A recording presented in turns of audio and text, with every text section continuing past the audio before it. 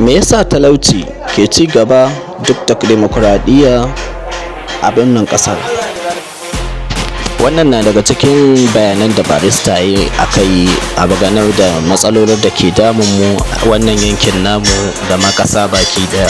A yi saurari lafiya. Akwai kuma audiyon lokacin da Tafawa Ɓalewa ya je taronsa na Majalisar Ɗinkin Duniya ko a 1963 da ya je, kasan da ya je Nigerian House, fadar Najeriya da ke New York, kasan waɗanda ke jiran shi ya sauko daga mota da aka taho da shi daga airport? Shugaban ƙasar America Roosevelt da shugaban ƙasar Birtaniya Macmillan da manyan shugabanni da prime ministoci daga yankunan duniya daban-daban har da yammacin Turai. Tafawa Ɓalewa ya fito daga mota ya gaggaisa da su, sai da ya shiga mota sannan suka biyo shi. Darajar da Najeriya take da shi kenan a duniya. Amma daga baya-baya musamman yanzu, don ko lokacin mulkin sojoji Najeriya bata rasa darajar ta ba irin yanzu. Darajar Najeriya ta faɗi ne tun daga lokacin Muhammadu Buhari, amma na yanzu ya fi zama matsala. Na yanzu shine abin takaici, saboda Najeriya a yau abubuwan da ke fitowa ma daga Najeriya sun kai duniya ma ba za ta waiwaye mu ba. Ba rana ɗaya a Najeriya da ba za a hasko cewar 'yan ta'adda sun kashe mutane kaza ba. Ba ran da ba za a hasko cewar an yi fyaɗe ma mata kaza ba. Ba ranar da ba za a ce an je wani ƙauye ko a jihar Benue ko a jihar Taraba ko a jihar Filato a ce an banka ma gidaje wuta, an kashe mata da yara kaza ba. Ba ranar da ba za ka ji an ce wani jami'in gwamnati ya sa hannun shi a cikin baitulmalin Najeriya ya saci biliyoyin kuɗi ba.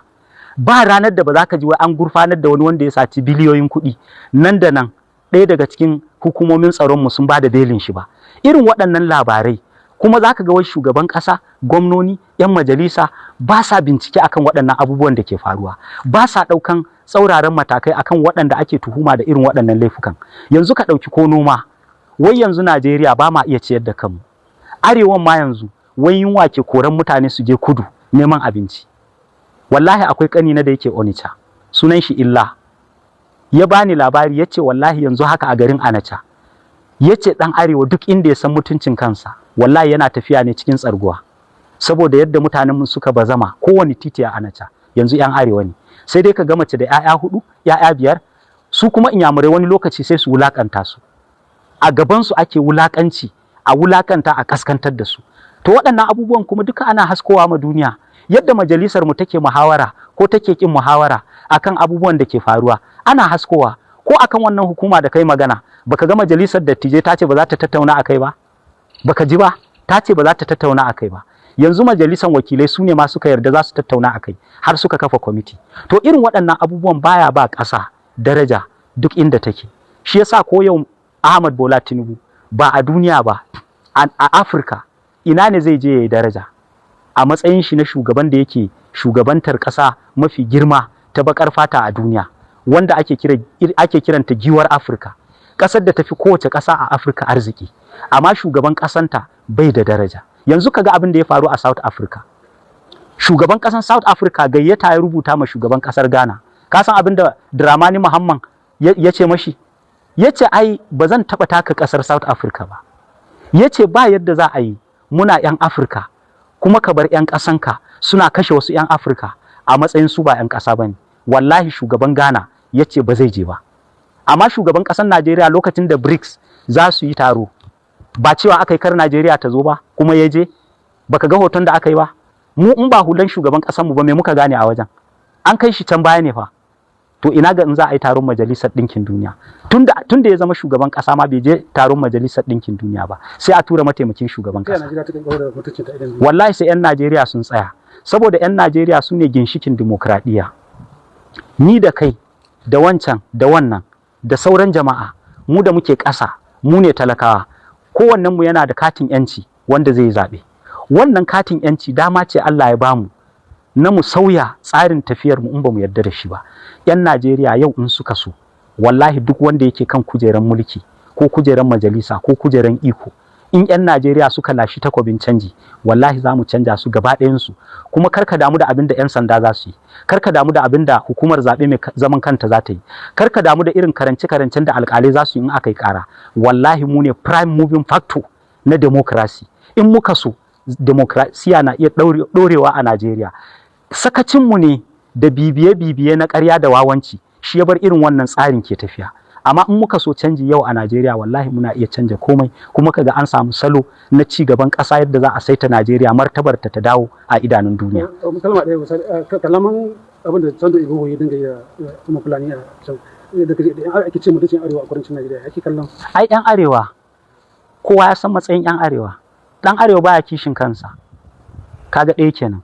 Mafi yawan ɗan arewa da masu mulki da waɗanda ba mulki ba, da attajirai da waɗanda ba sa sarauta, da waɗanda suke attajirai da waɗanda ba su da ko sisin kobo, gaba ɗaya da masu iliminmu da jahilanmu, ɗan arewa bai san kishin kanshi ba. Fulani kuma abinci ne ma ga 'yan arewan ba 'yan kudu ba, don nan ma cutansu ake. Baka ga ƙungiyoyin Fulani ba? Wasu daga cikin ƙungiyoyin Fulani an kafa su ne kawai don su cuci Fulani. To don son da Egoho ya musguna ma Fulani, ai ba abin mamaki ba ne. Abin mamakin shine yadda gwamnati take kallon shi, yadda jami'an 'yan sanda suke kallon shi, yadda sauran jami'an tsaro suke kallon shi, yake cin mutuncin waɗanda 'yan Najeriya ne a ƙasarsu, ba kuma bisa wani laifi suka yi ba. Wannan shine abin mamaki. A wani bidiyo da na gani wallahi har sai da na yi mamaki. Wai ɗan ta'adda na shi Eboho ya zo da 'yan sanda da wasu 'yan banga nashi, wallahi ɗan sanda ya ɗaga rifle yana nuna jariri da shi. Rifle, wallahi wannan jaririn yadda na ganshi a kwance da ƙyar in ya kai shekara 3.